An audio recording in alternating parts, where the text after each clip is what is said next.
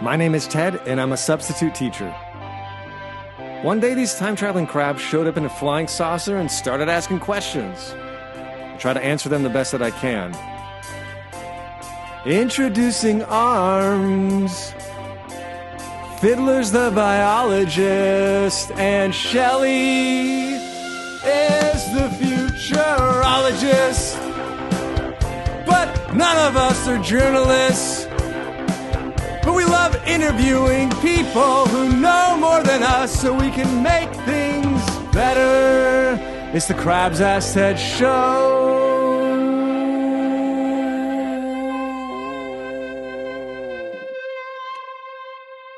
Welcome to the Crabs Ask Ted Show.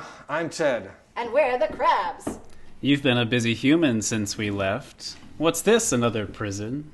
I know the idea of walls are kind of square to you, but no, this is actually a model of my dream house. Dream house? You mean your dead grandma and childhood crush are in there? It's not a reoccurring dream house, but how do you know about that? Are you time traveling in my dreams? Nah, you'll stop dreaming about them in a few years. I'll stop dreaming about who? And no, don't tell me. Look, no, this is just, I want to picture what it would be like to not live with my parents and get in trouble if I play drums late at night. And I'd like to just have an observatory in the orchard. Don't get sidetracked, Ted. I thought you were happy living with your immediate ancestors. I am happy. They're great chefs, and they've built themselves a great dream house here, but I just would love to have a little more space and privacy. Your time scales clearly indicate you're overdue for spawning. True. Yeah, I'd love to have more space for a family, but I can't afford to as a substitute teacher.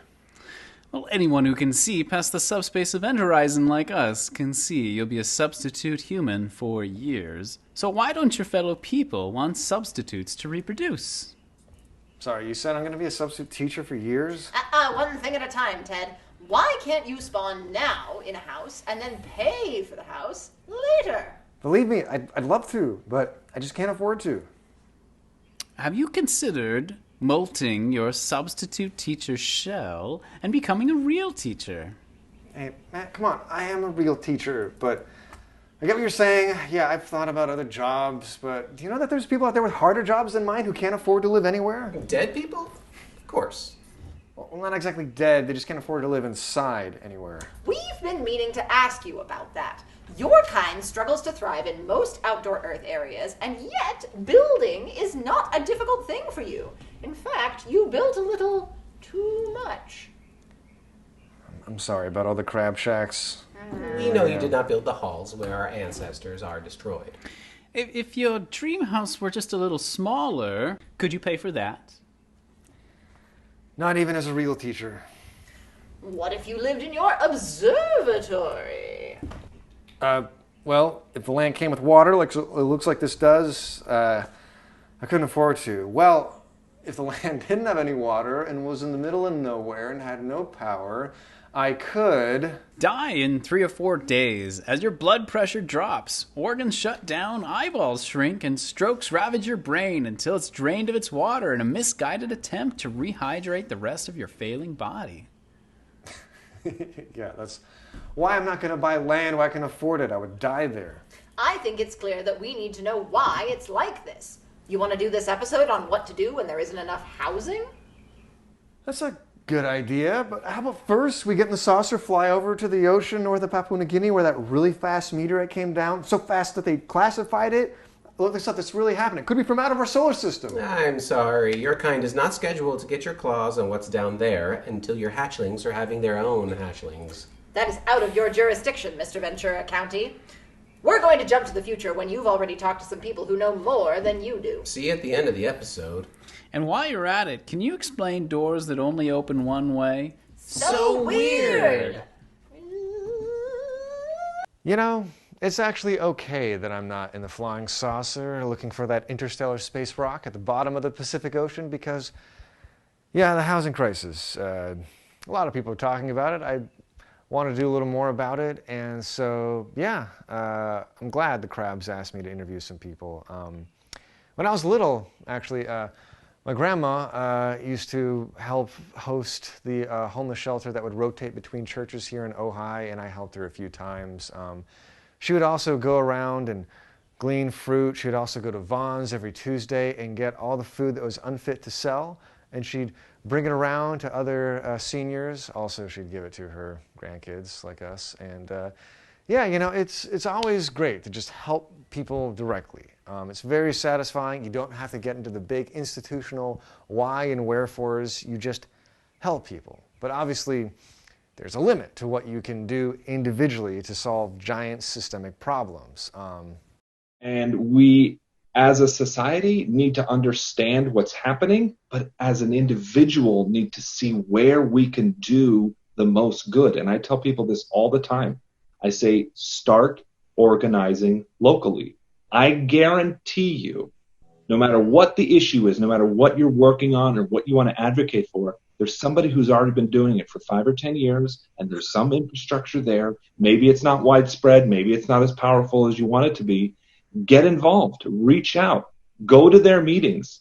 Ask them, what do they need? Do they need more support? Do they need more outreach? Do they need more money? You know, can you go have a fundraiser? Can you just get eyes on it? Do you need to write letters, write emails, make phone calls? That basic of grassroots organizing is how you fight against the big moneyed interests.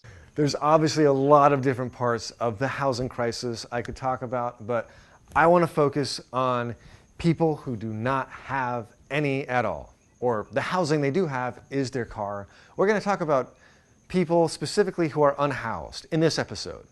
We have gotten to a point in our society where if you are poor, if you are homeless, if you are addicted to drugs, if you are serving time in a penitentiary, that you, no matter what the circumstances are, those were all choices you made, and it's your own responsibility to get out of it. We're not going to help you. Do you think it's important to people to assassinate your character because you think they're afraid of losing what they have? Yes, I feel that when they assassinate us, they do it with the intent of trying to, like, if we're down, why keep stepping on us? You know what I'm saying? I mean, I'm not literally speaking. I'm just as hypothetically speaking that when we're in a bind, this society doesn't go out. Look at other countries when they find their loved ones or they find their associate, their friends in a bind. They're willing to help them. They're willing to take that hand and reach out and bring them up instead of pushing them down. But here, it's like, it's about being rich. That's all they focus on is rich. We know all science and all studies and all statistics have shown that the people who are stuck in these positions really were guided there. I mean, we are funneling people into poverty, into crime, into drug use, and there's just no structural system to get people out of it or even prevent people from falling into it. And so the emotional part is we've got to change hearts and minds to understand that this is not a personal issue, it's a societal issue. There are more vacant homes available in this country than there are homeless people. That is a fact. Homelessness is a policy choice. When we as a society, as a government, allow homelessness to be rampant, allow people to wallow in drug abuse, allow our prisons to just fill up beyond capacity, that's because we're choosing as a group to say, we're okay with that. We don't want to change it. We should let people fall and not help them up. And I think for the most part, people don't want that. And so how do we get the majority of people who are, wanting this change to speak out, to give them the words, to give them the power, to give them the policies that they can advocate for, and just change the way we do business? We don't make it easy currently for people to get back into the lives that they want. We keep punishing them for not fitting in and paying rent and doing all of these things. And it's just obviously not working out very much. This hard love strategy is, I think, just making for more hard times. The idea of what wealth and poverty is it's a joke. It's a myth that's been created. But what we've done is create other myths around it of like, well, why am I not rich? Oh, I'm not just not working hard enough. I got to do 10 hours of work today. I got to go get a second shift. I got to work myself to the bone because that's what successful people do. And that's not true. It's just not true. And so once we've created that conversation, once we start to talk to people that being homeless, being poor, living in poverty is not something that one person did. It's not a single choice they made or even a series of choices.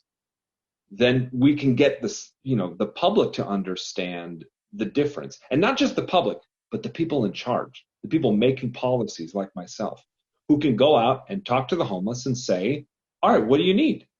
How do we get you into homes? How do we build, housing at a level and a cost that can benefit all of these people to just get them out of the Superfund site and into a housing site?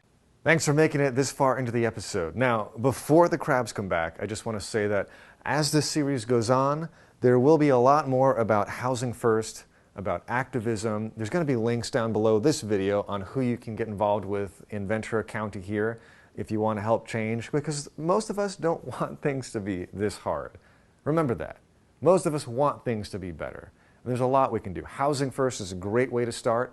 We're going to have more guests. Stay tuned, please. We're going to have a lot more going on, but now I think I hear the crabs coming back. So let me get this straight.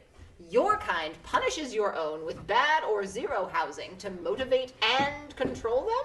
How are you going to transform your people? Your species is extremely overdue for a major molting. You're right. And I think one way to do that is we can talk next episode about alternative housing. So stay tuned, everybody.